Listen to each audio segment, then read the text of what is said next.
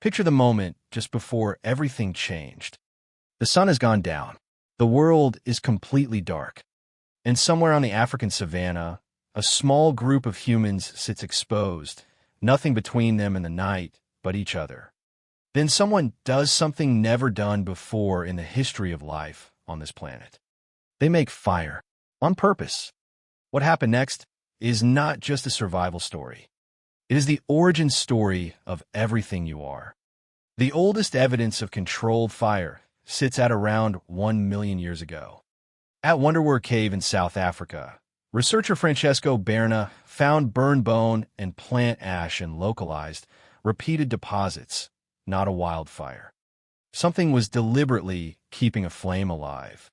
That something was likely Homo erectus, an ancestor with a brain 1/3 the size of yours, who understood that fire was worth keeping. Then around 400,000 years ago, something shifted. Structured hearts appear, built, rebuilt, managed. Fire moved from something maintained to something mastered. And that single shift rewired the species. Anthropologist Richard Wrangham spent his career on what happened next. His cooking hypothesis changed everything.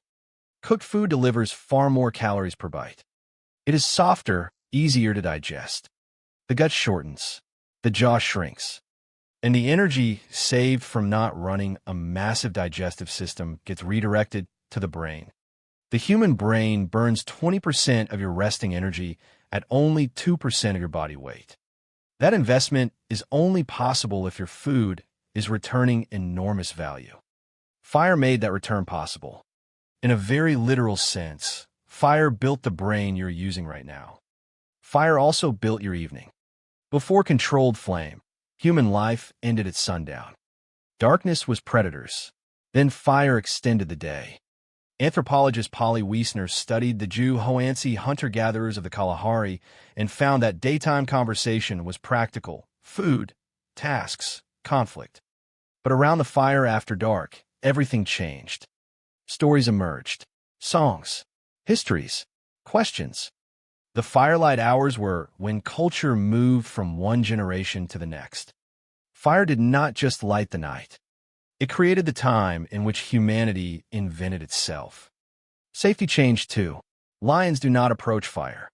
For the first time in evolutionary history, a group of humans could sit in the open after dark without being hunted. That safety meant rest. Rest meant recovery.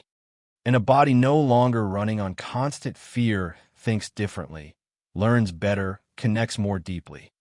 Archaeologist Dennis Angaith found that Neanderthal fire use was inconsistent, tied to climate and opportunity rather than reliable production. Homo sapiens crossed the threshold to making fire on demand. That crossing was decisive. It meant moving into cold climates. It meant cooking reliably. It meant the human expansion out of Africa became possible at all.